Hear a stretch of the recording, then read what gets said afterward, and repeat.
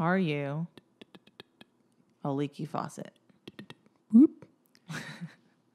You already went with leaky faucet. No! Stop it!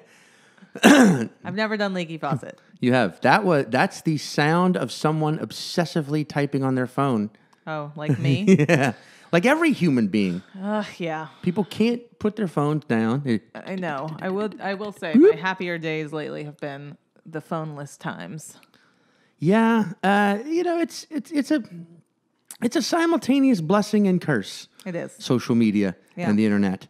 What is not, and speaking of which, that lovely voice who keeps calling things a leaky faucet, that is Caitlin Cook. That's me. Yeah.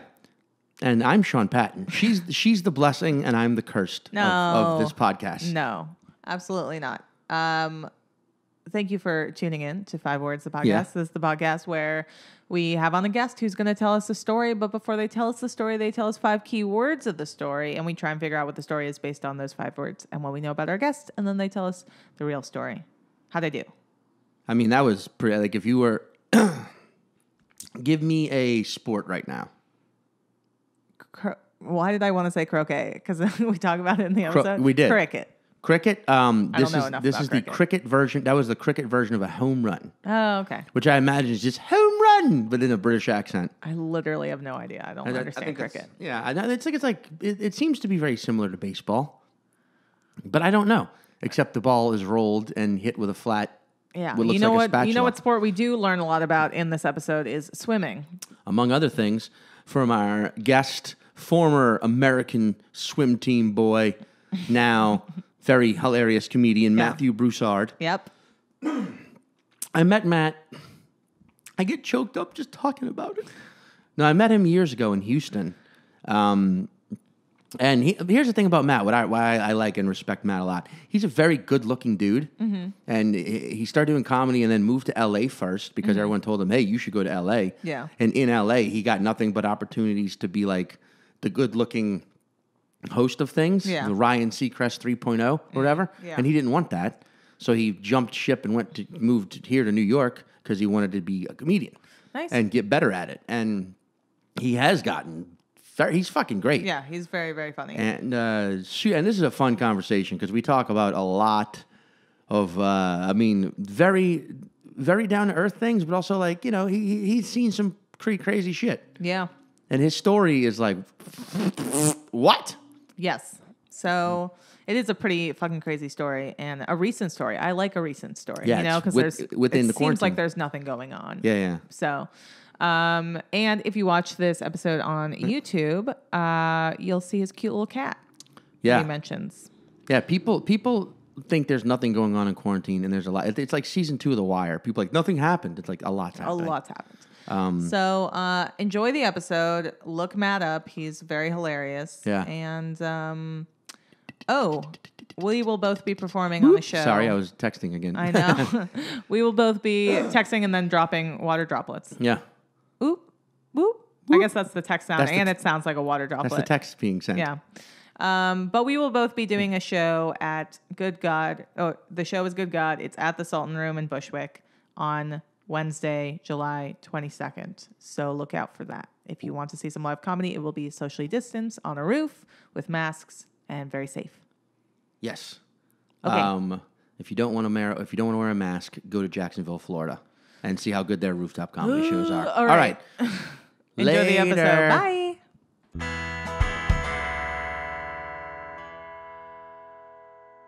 Did things feel normal again?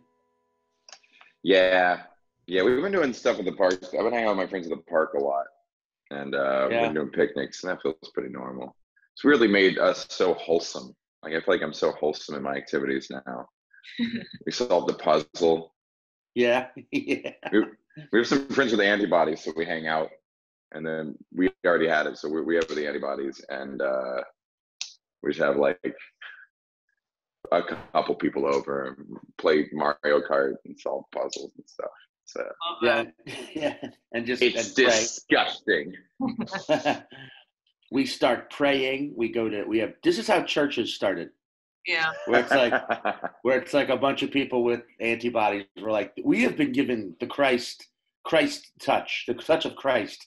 Please join us. And then in fucking 20 years, all of a sudden it's like, and Matthew Broussard was sent by God with his antibodies to protect drink us. His blood. Like, actually drink his blood. Yeah. Drink his blood. And then do a puzzle. That's our religion. I saw people playing croquet in the park the other day, which felt very wholesome. That is, I don't know, there's like tones of white privilege to croquet. I feel like, you know what I mean? There's some like evil slave owner stuff. Yeah. Wait, croquet? You mean, is that cricket? No. You never played croquet? Yeah, yep. Guess I never owned slaves. There it is. Bam. We just saw the riddle. I mean, cricket is also evil, but I feel like croquet, or maybe it's just like Alice in Wonderland because they did like evil croquet. They made people be croquet humps or something. Yeah. I don't even. Which, by the way, Matt, we just started recording. We've been recording. Yeah, I'm down with that. I love that. Yeah. Yeah. We're not doing a huge intro. When did you get COVID? A couple weeks ago. Really? Oh, sweet.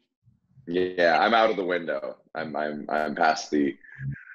I hunkered down and just stayed inside, stared at the walls for endless days. I lost track of days of the week, and then I got to the doctor was like, "You're safe to go outside again." So wow, you beat it. Now I have the antibodies. Yeah, it's weird. Weird. I feel weird talking about it. Sorry. No, that's okay. All right. Yeah. That's nuts. I mean, the way it almost all feels like very science fiction-y in the sense that like in a year the government will just have collapsed and it's just people like selling like antibody juice, you know, like you're saying, like selling like bags of their saliva or blood, just be like, I got the antibodies, you know, and then a guy across the street being like, his antibodies fade in 2 months, mine last at least six and a half. Buy my antibodies, real antibodies from a real American. And then it becomes. We got the real strain. It's the new right. strain. Yeah. Yeah. It's just gonna get like, because it's just funny when you hear people talk about antibodies, but then some people have no fucking clue if they actually got them or not. You know what I mean? Yeah. But you know, hey, at least we got coffee and at least we got computers. I'm Mormon now. So I don't drink coffee anymore. So Mm-hmm. Have you not always been Mormon? I'm the most Mormon Jew. Yeah, I don't drink alcohol, but I do drink coffee. Yeah, I love. It's not What? Good. Sorry, Mormons, they don't specifically ban coffee. They ban hot beverages. That's the line. There's no mention of caffeine, from what I know.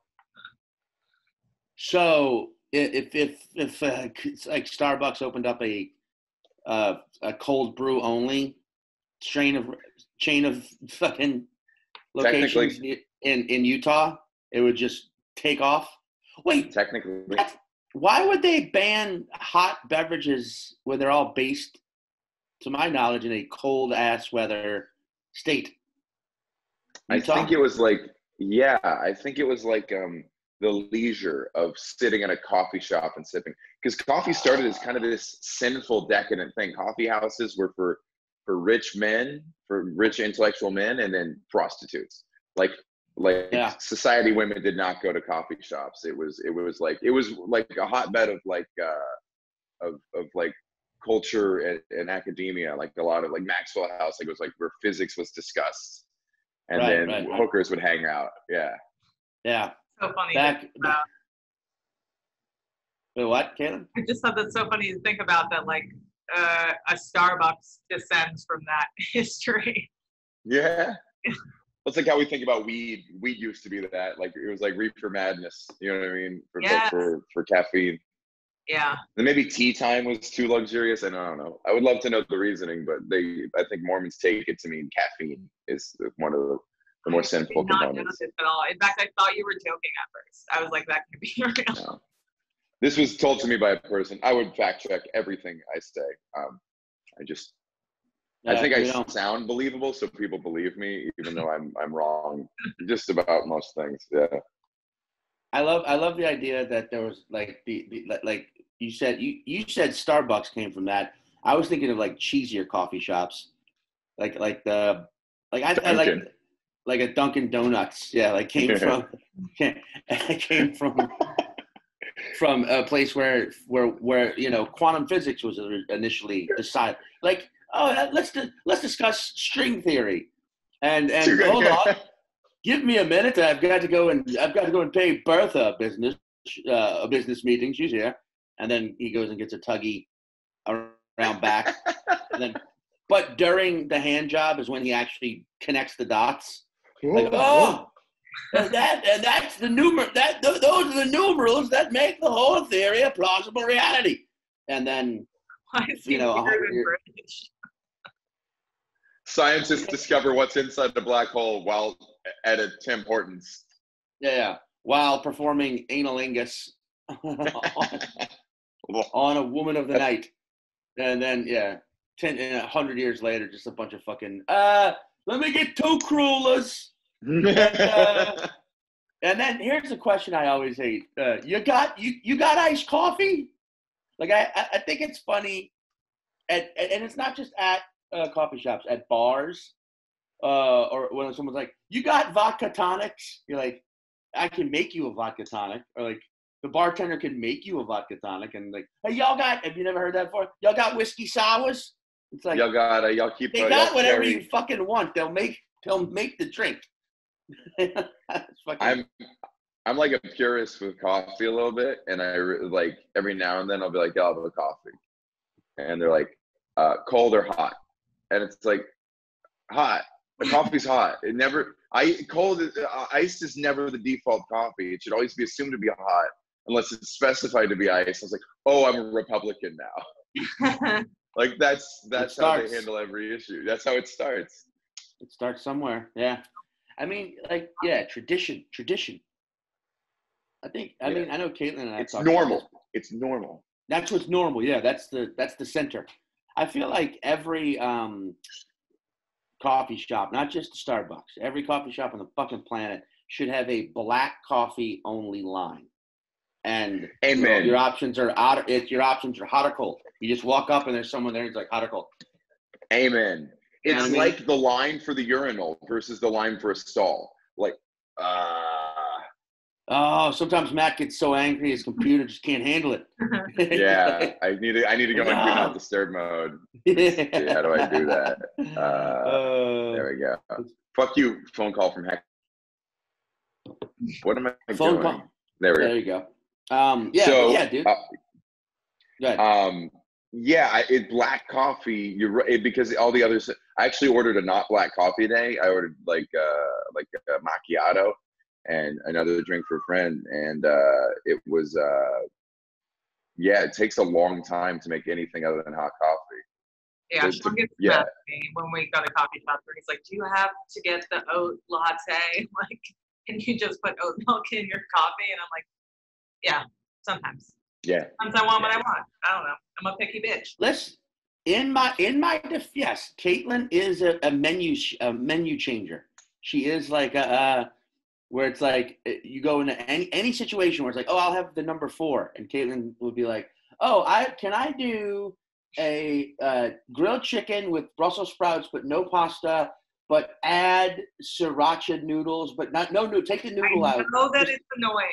I'm very aware it's annoying. If I feel like the restaurant is slammed, I will not do this. However, if I'm going to a restaurant where they can very easily prepare what I want, and I'm not cooking my own meal, I'm going to ask for it.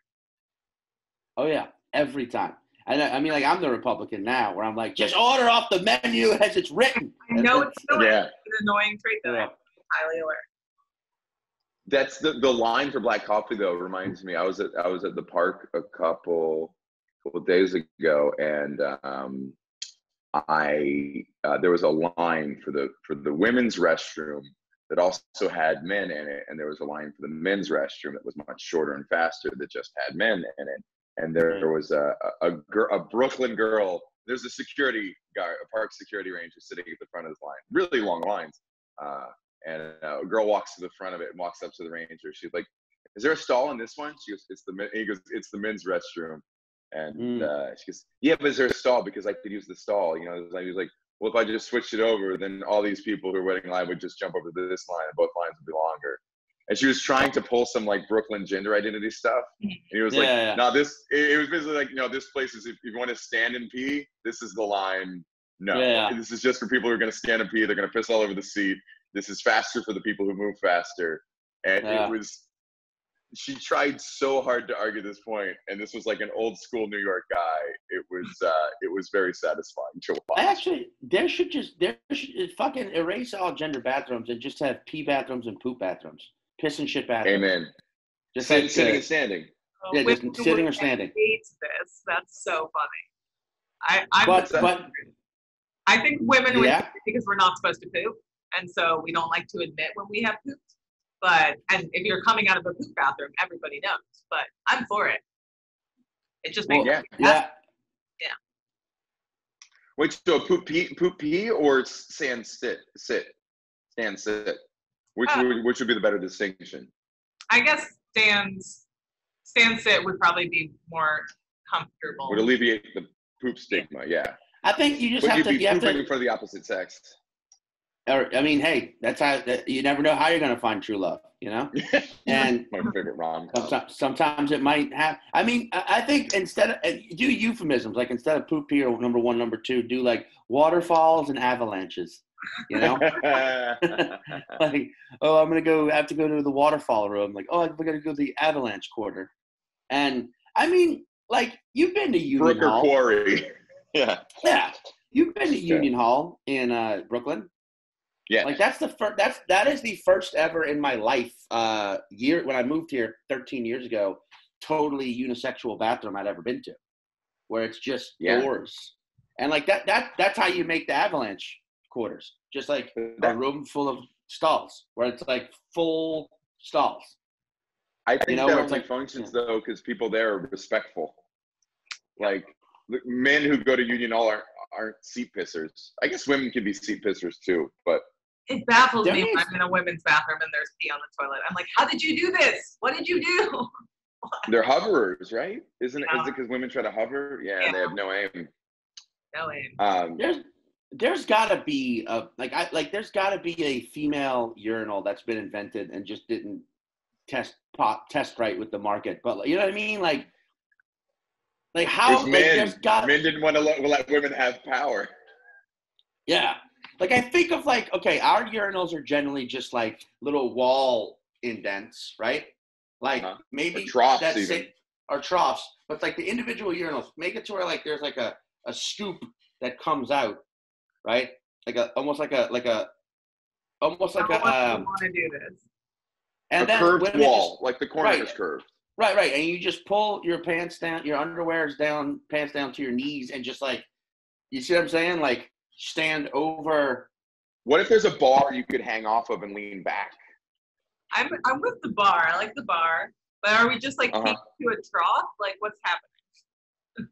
Kind of like a low trough. It has to be floor level with a lip, probably about 4 inches high in the corner, and it would have to be pretty deep.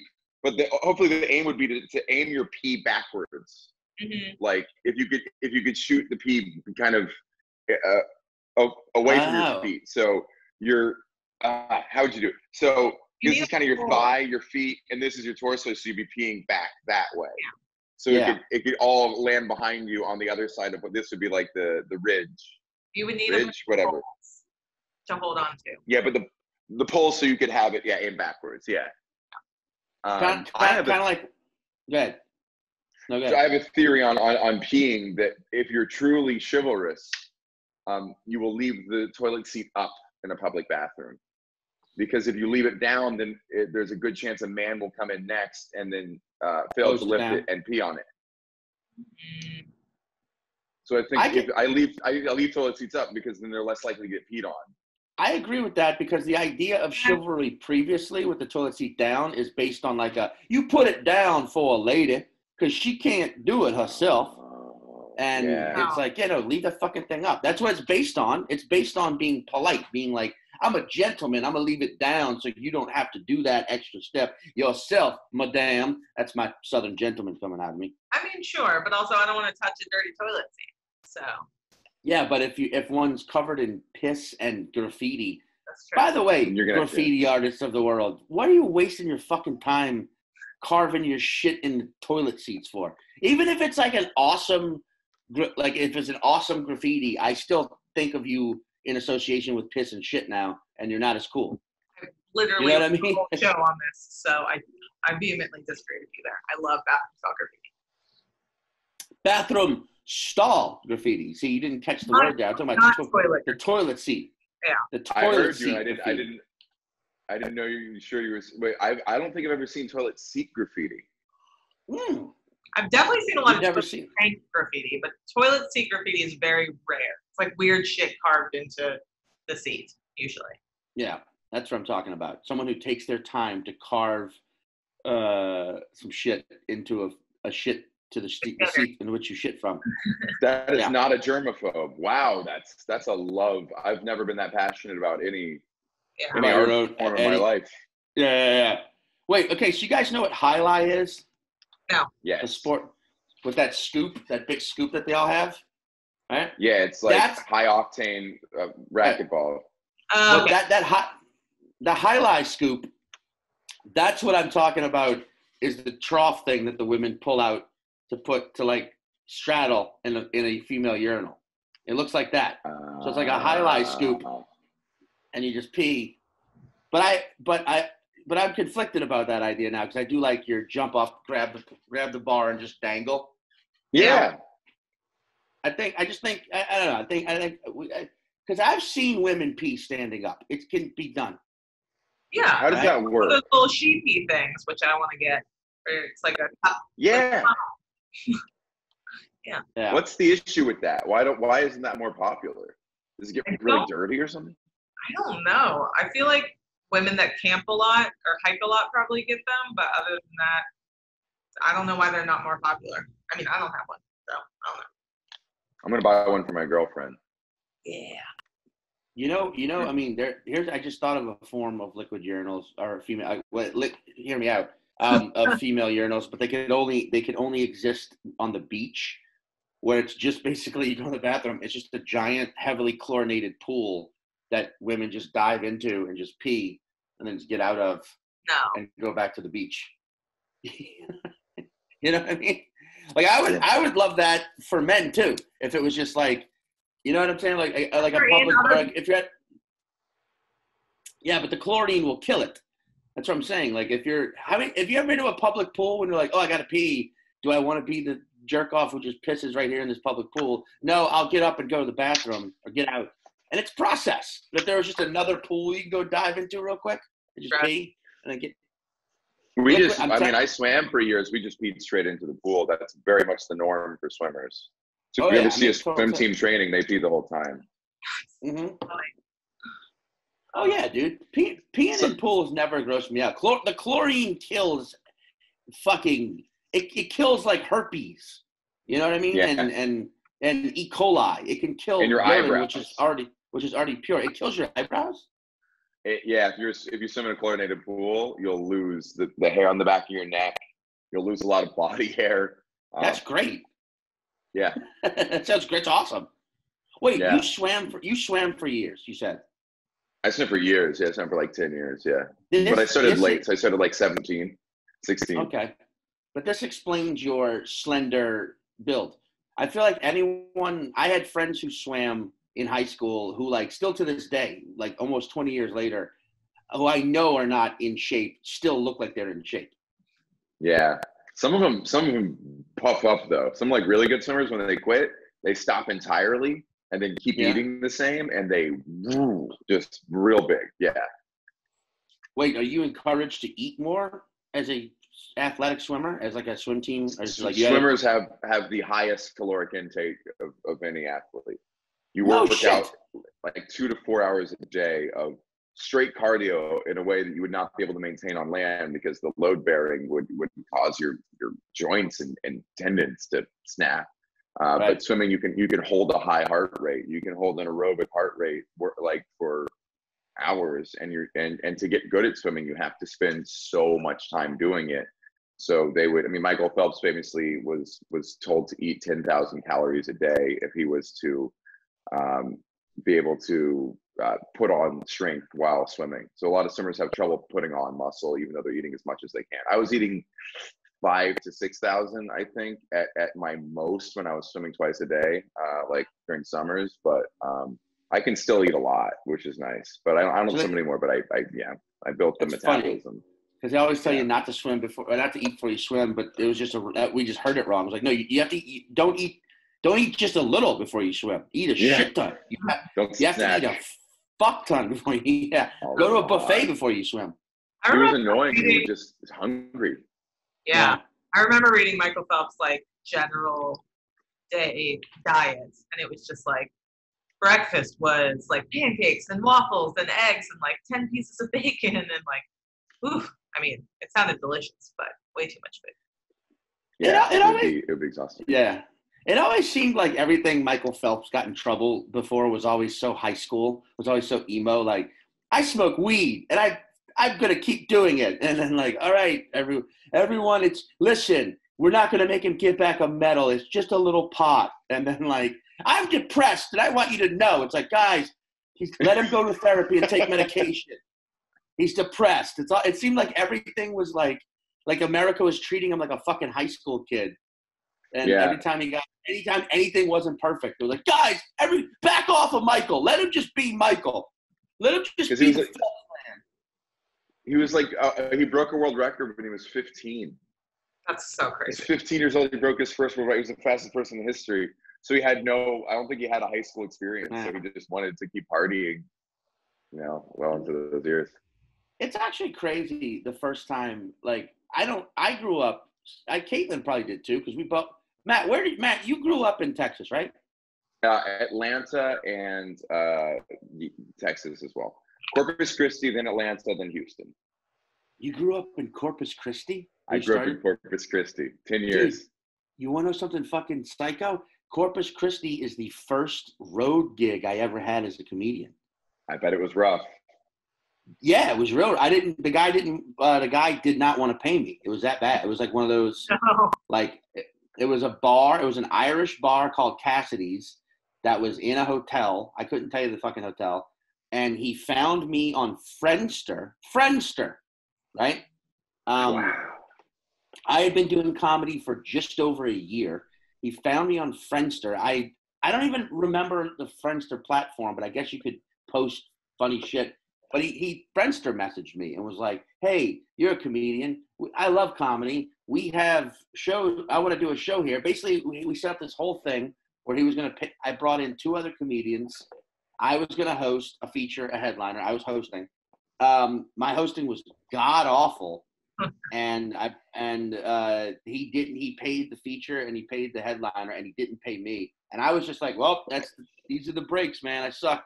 And the headliner like talked him into it. And the guy, he like begrudgingly gave me my check for $80. That's how much I was willing to fucking drive from New Orleans to Corpus Christi, which is about 8 hours. Yeah, I was gonna say 9. Yeah. Wow. But I do remember getting hammered on the streets of Corpus Christi afterwards, where it was a bunch of bars that were open and no one in them. It felt like a very like deserted town. But it's a beach. It's a sad town. And it's like, but it's a bay town. Or a bay town. Corpus Christi is on the bay, and then if you drive out like to the edges, you get to the beach, which is on the Gulf, which is still not a nice beach. Yeah, but we were on the inland bay. It was dark green water, super windy, super muggy. Yeah. Do you remember the first time, if you ever did go to like the Atlantic side of Florida or California, and you saw like, you were like, oh, that's blue water? Because like we would go to the Gulf Coast beaches when I was a kid, and like the Gulf beaches are dirty. Gulf of Mexico beaches are like dirty brown beaches. And I don't mean, and it's not the sand, water. It's dirt. Yeah, I mean, and let me be clear about that. I'm not talking about the people. I'm talking about the water and the sand that is turned into mud by the just like oil refinery destroyed water. Right. It's just it's like murky, like greenish brown water that turns the sand, like you said, into mud. And then you go to like a California beach, you're like, what the fuck is all this clear blue? Well, I mean, not Southern California. That's still pretty. Yeah. I've been to Venice. You're like, oh, this is okay. It's not all that. Yeah. not what it's cracked up to be. But, I remember my experience with that. Yeah. The first time, because I grew up people being like, oh, you live near the beach. That must be nice. And I was like, I guess, kind of. And then when I was like 11, I went to like a Bahama Club Med. And I saw the water. I was like, oh, this is why people think it's cool to live near the beach, because they think I live near this beach. Yeah. Yeah. Yeah, we all like, okay, so we all grew up in coastal states. Like, so I grew up swimming, and it wasn't until recently, as I've gotten older, where I hadn't swam in probably years, where I was like swimming around and was like, oh yeah, I could see how doing this as a kid would turn you into a fucking Iron Man, because it really is like, you're just moving normally, how you normally move, but with the slight pressure of water resisting you. And you don't even realize it, like, treading water, you're actually turning your upper body into a machine, you're becoming an Adonis just being a pool kid. And like, if I could go back in time to when I was like 10 years old, I would like whisper or like, if I could like go back to when I was 10, but in my parents' dreams, I would be like, force Sean to swim, force him, force him to swim. He'll be so jacked, painful. And thank you for it. Yeah. Wait, why is it painful? It's just so hard. Like, the workouts are so hard. It's cardio, and you hold your breath most of the time. Like, the workouts for swimming, they'd be like, okay, you're going to swim across the pool underwater. You can't come up for air. You're going to, when you touch the other side, you get to breathe for 10 seconds. You're going to do it that 10 times in a row. Like just to see how close you can come to suffocating or to drowning without. So that when you race, you don't have to breathe, because breathing slows you down. Wow. Fuck, really?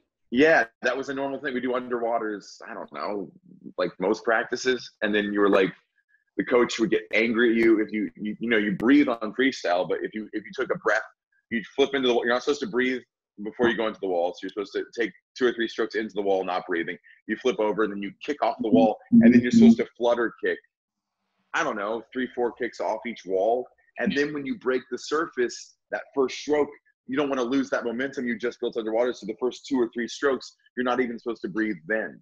Wow. So every wall you're going into, you're losing 10 seconds of breathing while you're fully exerting every muscle in your body. Wow. And you do it for hours. Nope. All right. So if I could go back and haunt my parents' dreams, I'd be like, make Sean swim, but don't encourage him to be very good. That's be okay with him being shittiest member of the team, but he'll still be jacked.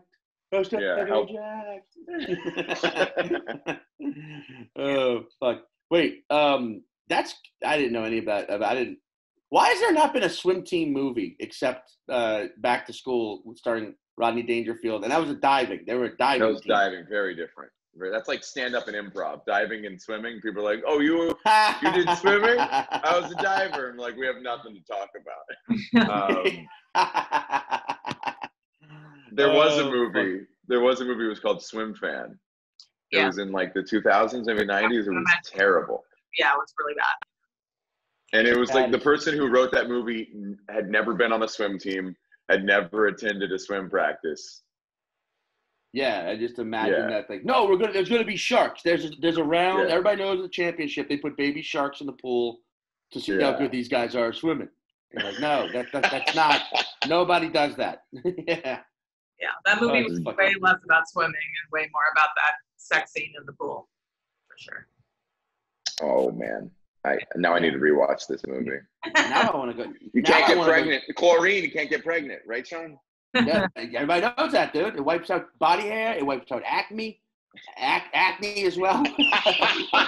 it wipes acne, out. Actually, if Wile E. Coyote, if you're like in a Wile E. Coyote scenario, and chlorine, acne bombs, it's their silver bullet. That's why they never came near a pool. It's fucking the Roadrunner cartoons. Yeah. Wait, so Matt, we're gonna so your words. So my words. the 5 words of your tale, your story, are as follows: Balinese, handshake, Islam, hoax, and teeth. So here is what we think your story is. Now, after a young Matt Broussard joined the AmeriCorps to do some traveling, right? One of your best friends was a young Balinese gentleman, right? Who decided one day, hey, I like you, Matt. I'm gonna teach you a secret Balinese handshake, right? Yeah, it was a secret Balinese handshake. You were very excited to learn. You're learning about other cultures, and you're like, yeah, man, teach me your ways. And the secret Balinese handshake, slowly you start to realize, is basically practicing Islam. Like the secret Balinese handshake is having you pray 5 times a day. You can't drink. Right. And he's basically converting you to Islam. It's a very long handshake where it's like, every time you see me, we're going to put down some mats. We're going to pray 5 times to the east, especially if it's 5 p.m. And we're definitely not, we're not eating any swine. And, hey, that's it. And it's a long thing, but hey, in Bali, we really like each other. And you're like, hell yeah, man. I'm learning this. I'm going to show some of my friends when I get back home this secret handshake. But your buddy feels pretty bad about it. He's like, hey, dude, it's actually all bullshit. I was just trying to convert you as a joke. They said I couldn't do it. And clearly I did. Yeah. And I feel terrible about this. So tell you what, I'm going to hook you up. And it turns out your Balinese friend comes from a long line of dentists. And at the time, from all that chlorine, from all that swimming, the chlorine had worn down the enamel in your teeth. Mm-hmm. And you were in need of some help. And he hooked you up with these pearly whites that you still to this day, as America can see right there when you smile, have in your mouth. That's what we think the story is about your Balinese friend. I was about to say that like a fucking cop from Boston. Your Balinese friend. About the time your Balinese friend taught you the secret handshake, which was actually converting you to Islam, which he admitted was a hoax, and then hooked you up with some new teeth from his dentist heritage. Is that accurate? I think we nailed it. Very close. Very close. Surprisingly close. What is you want to hear the real story? Yeah. What's the real story was in early March when things really shut down. February when things shut down from quarantine. Yeah. I was already in Florida with my girlfriend. We were in Miami, and we decided rather than flying back to New York, we were going to go across the state and go stay with her parents who live on the west coast of Florida. Get to enjoy that Gulf Coast water, baby. So we stayed in Fort Myers Beach at their place for a month. We stayed there a whole month because no one else, the world wasn't restarting. And we decided, we got nothing else going on. We've always wanted a cat. Let's go buy a cat. So we look for breeders in the area, and we find a guy who's a good ways inland, who is a cat breeder who specializes in what's it called? Ragdolls, Siamese cats, and a breed that's hypoallergenic called Balinese, which is a long-haired Siamese, because I am allergic to cats. So we drive out to go visit him to check out one of these Balinese cats. Wait, really quickly, you're allergic to cats, but you were like, let's get a cat before you were aware of the Balinese hypoallergenic cats? I was willing to just tough it out, dude. It was my girlfriend's idea to look for a hypoallergenic. I know she wants a pet in her life. They bring her a lot of joy. She works really hard. So it's like, I'll just be chewing Claritins all fucking day, dude. I'll get like an IV drip of antihistamines if that would make you happy. This is the 3-headed prong of most comedians. A, we're fucking masochists. So we're like, something that might bring me slight displeasure to great displeasure, I'm in. B, cool. Something else to mine for material is my constant allergy attacks. And 3, I get to drive inland Florida and meet a cat breeder? Oh man, this might be the main character of a sitcom I'm writing. Let's do it. Just like the fucking I could see your thought process where you're like, yep, I'm in. This sounds terrible. I'm in. You couldn't be more correct on the level of character. Yeah, right. This cat breeder was. So we drive inland Florida on the west coast, ooh, it's a sad, it's not my kind of place, pro-life billboards and Jesus billboards. And we drive to this guy's place. We pull into his gated property. The gate opens up. We drive down a mini corridor of palm trees, which, as you as a Louisianian knows, is kind of like a plantation style thing. We drive and then we drive around, past like a cactus garden and a goat field, and we pull into his driveway. Very Florida, and he walks out of the house. This guy's probably 70 years old, wearing khaki shorts, a polo shirt, weathered by the sun, and he walks up to us, smiles. He has 8 teeth. Yeah. He has 8 teeth in his mouth. Yes. And this is a month into quarantine. Yes. And he goes, "Hi, thanks for coming by." He sticks his hand out to shake my hand, and I go, "Oh, global pandemic." He goes, "That whole hoax." Oh, no. We're like, "Oh boy, oh boy." So we walk inside his house. There are books on his shelves, mostly by Ann Coulter, Tucker Carlson, and Bill O'Reilly. And I noticed one in particular called "The Truth About Islam." Dude, please tell me. Please tell me. Like, did you get this book from him? There's one next to it called "Secret Jihad." So he has a type. Man. Dude. So we check out the cats. He tries to bring up politics, and we just pretend like he didn't say it. Check out the cats. He's a really good breeder. That was the crazy part. He was a really good cat breeder. We checked him out. The most psycho right wingers are great at making things fuck against their will. So we check it out. We find a cat we really like, but it's a little too young. So we go, we go back and we email him like, "Yeah, we'd like to put a deposit down this cat." We really liked it, and we send the deposit. And the next thing he emails back, this is the first thing he responds with. This is so bonkers. And I want to remind you, there's no context to this. You're like, "Oh, well, what precipitated that?" Nothing. We get an email saying, "Laura, I just looked you up online. Pro swimmer. Wow, that's so impressive. I could have guessed by your athletic physique." Now, background, my girlfriend was a national team swimmer, international competitor, world ranked. She silver at Worlds was one of her highest accolades. She was one of the best swimmers to ever swim. I did not. For some reason, I thought Laura played volleyball. Am I wrong about this? She looks the type, but she never played it. Really? Holy shit! She's almost 6 feet tall with like powerful legs. Yeah. I have told numerous people. Oh, Matt Broussard, his girlfriend used to play professional volleyball. I have told that to people. Where did I get professional volleyball from? Did I just assume that? It. You just assumed that based on what you look like. What an asshole I am. She gets strangers on the street are like, "You play volleyball, so you're not that big of an asshole." Okay, so athletic at least, I got that in the right route. Very much. Okay, so yeah. So this guy, if you Google her, So this guy basically could have just wrote back. So, "Hey, Laura, already jerked off to you twice online." No, Sean, that was not the end of the email. That was the first paragraph. I'm sorry. The email was, "Wow, your pro swimmer could have guessed based on your athletic physique," which is fairly innocuous. I don't think that's very threatening.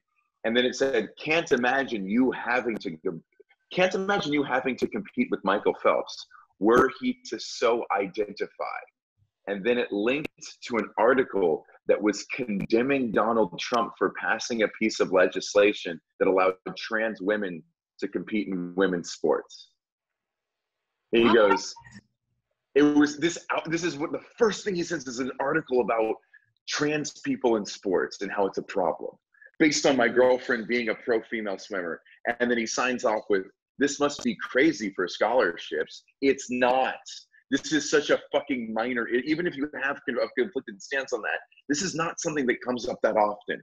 Like, most trans people are just trying to get by in this world, not become star athletes. Yeah, not take away resources from other people. Yeah. What? Fucking psycho. Yeah. Wow. I don't know if my girlfriend's ever competed against a trans athlete. So that was the first email we get after putting down a deposit. And my cousin said it really well. It was disturbing. It was really, we had given him this money, And my cousin said it would be like a doctor handing you your baby and being like, so glad a straight couple is having a baby, and not instead of these gay couples adopting one. It was like a moment for us. We were about to bring another, family member into our lives, and it was a person being really nasty. Yeah. So we're like, let's get that cat as soon as possible. And when it was like a week or two. Yeah, it's a rescue. It's a purebred. We bought it, and it's a rescue. So check all boxes. Laura's dad's allergic to cats, so we said the day the cat's ready, we're gonna go pick it up and leave. We can't bring it into her parents' house, so that'll be our grand exit of Florida. So we go to pick him up, and he seems to have changed his stance on the coronavirus hoax, because when we walk in, there is a YouTube video pause that says, "Is the Chinese flu man-made?" And he kept trying to bring up China. We get the cat, we leave, we got the fuck out of Florida. Yeah, and that guy probably died of corona or hasn't left this planet. There it is. You saved it. Oh, you see he's crossing his face? Did you see that? He's ashamed. He's like, I was bred by a monster. That's an adorable cat, dude. Look at those blue ass eyes. Yeah, look at those blue eyes. A boy or girl cat? Boy. His name's Password. I'm glad you get it. So cute. I mean, he's a very Aryan cat. Got blonde hair, blue eyes. He's a Bond villain cat. He's like what evil people in movies are petting when they press a button to drop you into a shark pit. That is a very cute cat, dude. I'm glad I love the password. Password joke it's perfect. Thank you. For those who don't get it, most people choose their pet's name as their password, and I didn't want to have to change mine. So sleepy. That's fucking hilarious. Because guess what? I did not get it initially. It's okay. I'm sure I'll realize this, and this happens to me a lot when I don't get jokes that everyone around me gets. I'll just pretend like I get it and know it'll probably come to me in like 2 hours. And then I'll really get it. Dude, that guy probably hasn't left this plantation since he allowed the liberals, the tranny loving liberals on his property. I was so afraid he was going to Google my comedy. Oh yeah, that's what I thought when you were like his email. I'm very surprised that he Googled her and not you. Because I'm sure when you type in my girlfriend's name, one of the top searches is her name plus boyfriend. And when you search my name, you find my name plus girlfriend. So like you search one of us, search the other. So did I leave out any words? You nailed it, dude. That's fucking psycho. That's an episode of Broussard's life. Yeah. Or whatever. I mean, like that's definitely. I mean, that's wow, man. I want to. Yeah. Meow. I would have been so tempted to like continue the email thread, even though I wouldn't really want to deal with that, but also just like what an interesting human being. In my mind, he spends a lot of time alone, and he meets someone who's actually met a trans person, and he's probably read so many articles about trans issues because the right loves picking that one out for some reason. And he was like, oh, this person will agree with me because they're a seemingly normal person. Like they can't comprehend the other side. I don't think they meet people like us city folk. No. I feel like they love the trans issue so much because to them it's grotesque in a way that's like, you can't change the body that God gave you. But then they'll also, if you have point wives out like with a fake tits.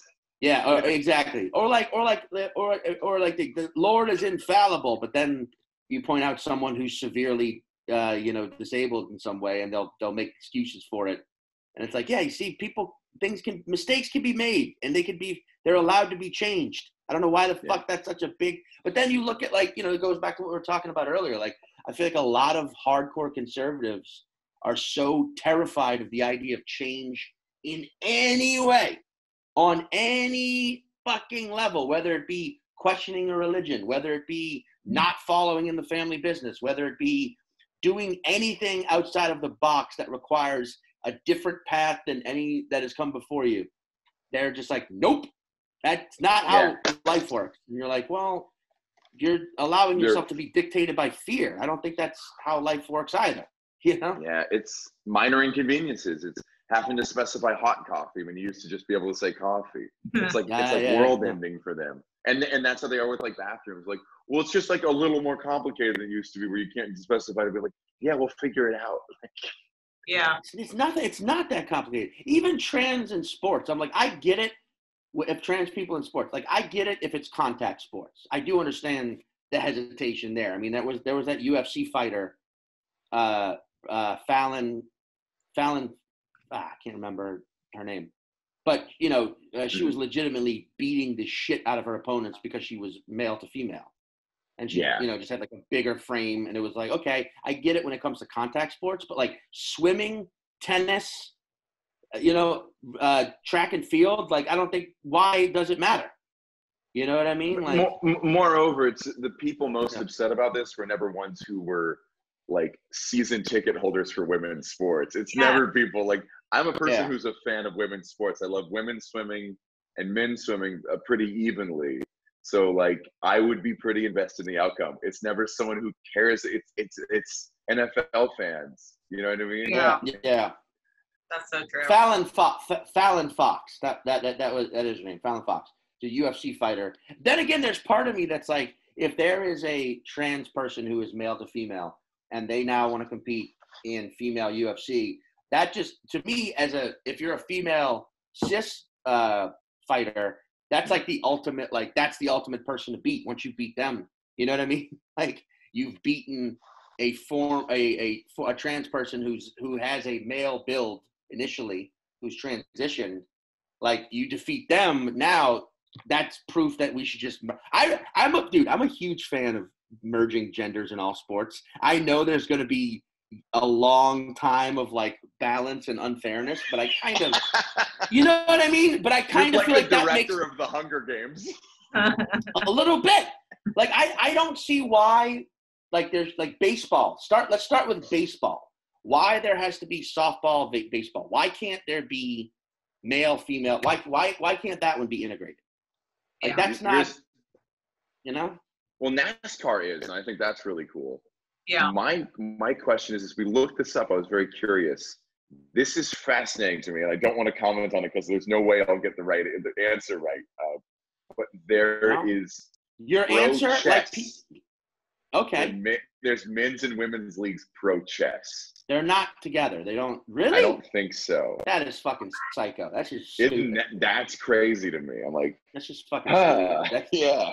That exists solely around like stereotype. Like, that's dumb. That's dumb. And I'm talking about chess here, which I'm not smart enough to be good at. But like, come the fuck on. Yeah. Right. NASCAR.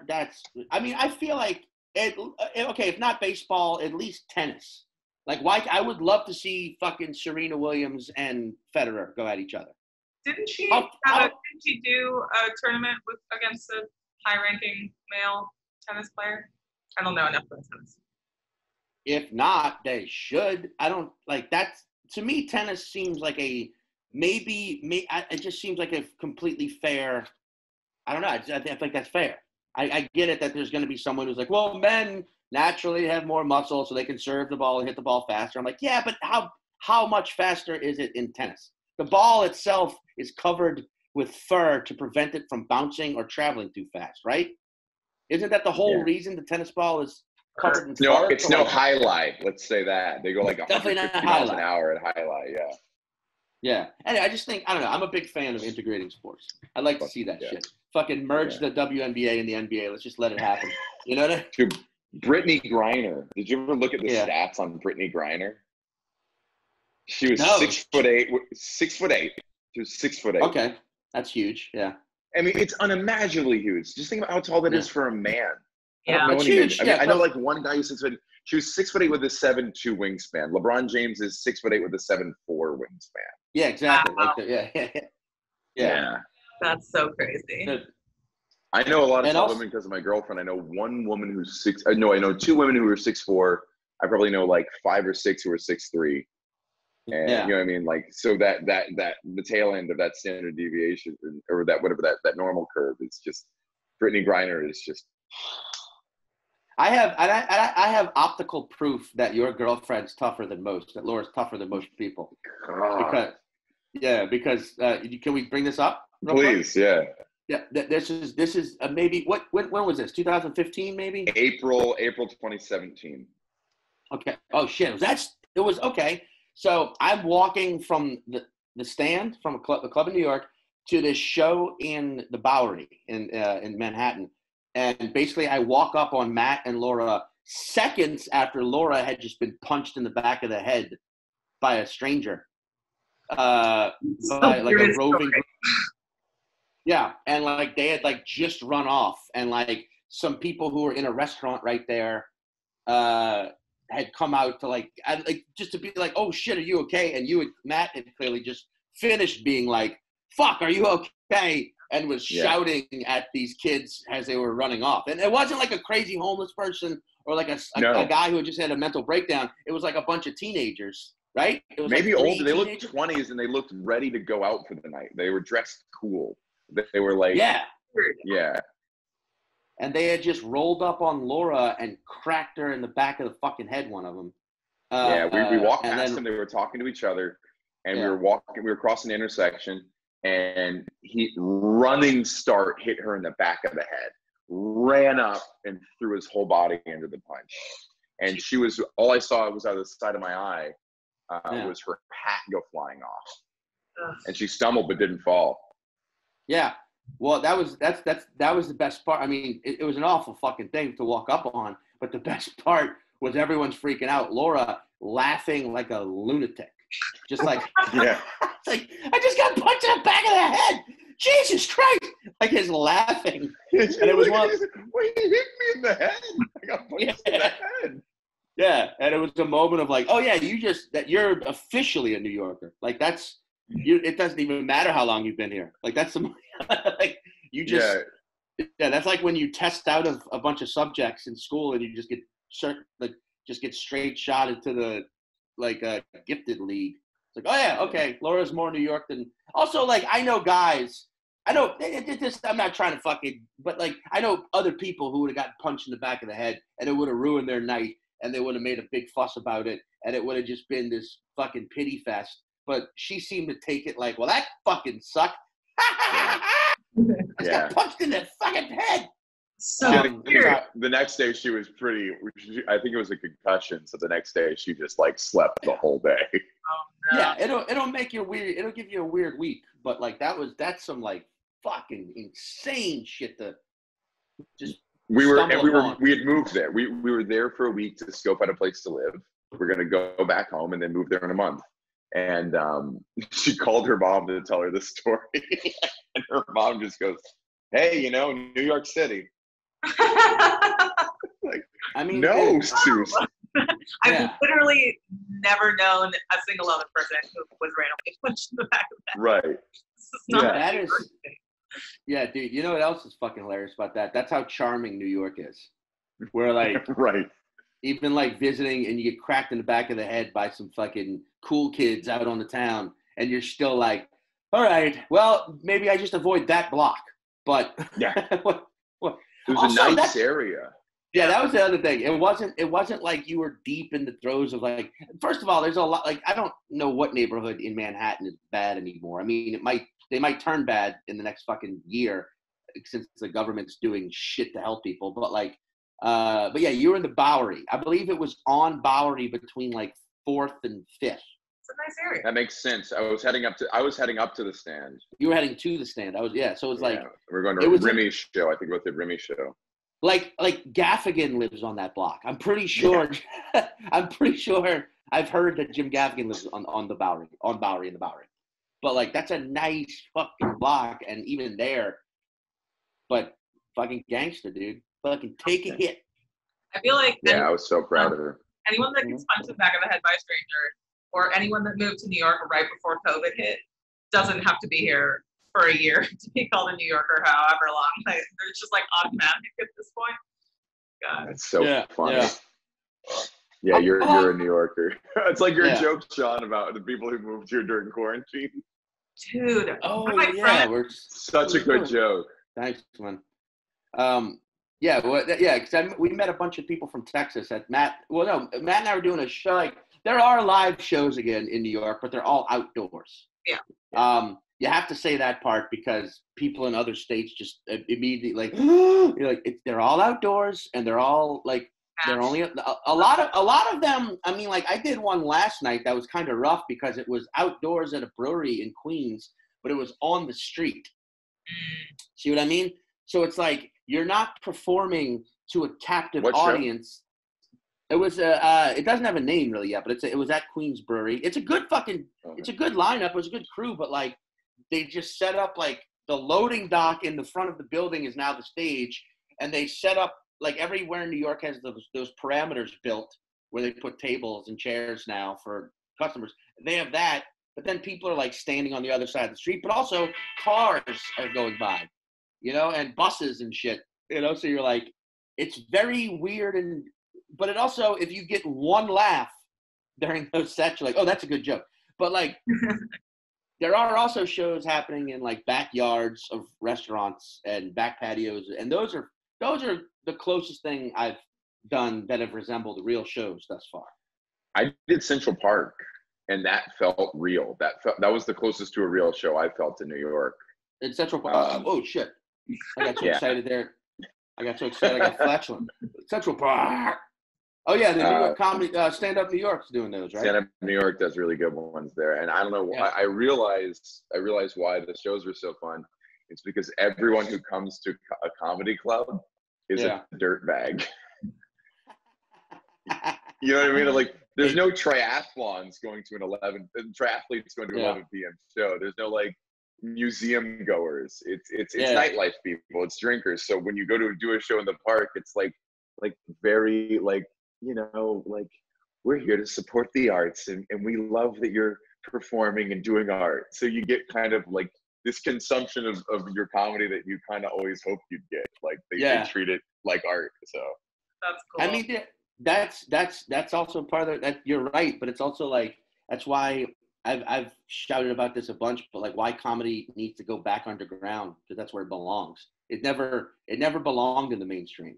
And like, I feel like but I feel like some of it came out into the mainstream, and there's been some very important corrections have been made. Like, hey, don't be like, or just things have been brought to attention. Like, don't be a creepy asshole, and be more fair about who you book based on, like get rid of cronyism and nepotism and like, book fair, but also open up your booking and try new acts out, but don't be a creep. Don't fucking molest anyone. But also now let's go back underground where no one gets fucking torn apart over subject matter, because people who enjoy it and do it realize it's jokes. I heard that a similar sentiment from a comic who I can't name because he got in trouble for jerking off in front of female comedians. But he was saying that that's such an interesting way to how you can always like, I just a guy, he was one of the best in the world, and he just got in trouble for let's think about who that is. Oh, I can't. But what was his quote? He was on Louis. He was saying, I hate quoting him publicly, but it was just the idea that when comedy became so popular, you had a lot of people coming to comedy shows who aren't necessarily comedy fans. Comedy shows became just a cool thing to go to. So you had a lot of people there. So yeah, comedy had to answer to kind of outsiders at that point. This was a conversation had at the Comedy Cellar table. A couple of people were kind of doing that thought as well. But it's good to think, you're right though, about the things that did fix in comedy, about representation issues, and how you used to just be able to just make fun of women for an hour and get an HBO special. Yeah, that's what I'm saying. Like, you'd be like, I'll just say a slur and that's my punchline. Mm-hmm. But then it goes back underground. People understand, like, oh, if someone uses a slur or someone uses harsh verbiage, it's to make a fucking joke. You know, it's like because I've seen too much of that lately where it's like, oh no, that's a good fucking joke. It just, unfortunately, in order to make it work, it had to use a certain word or two that some people would find offensive if they didn't understand or look at it for the whole as what it is. You know, it's like, oh, they're saying that because they're making a fucking joke out of it. Like, I mean, you have a joke about, we got to wrap up soon, I'm sorry, but like, I just want to put this out. You have a great fucking joke. It's probably one of my favorite jokes I've heard in a long time about your mom being bipolar, right? Oh, thank you. Yes. Yeah.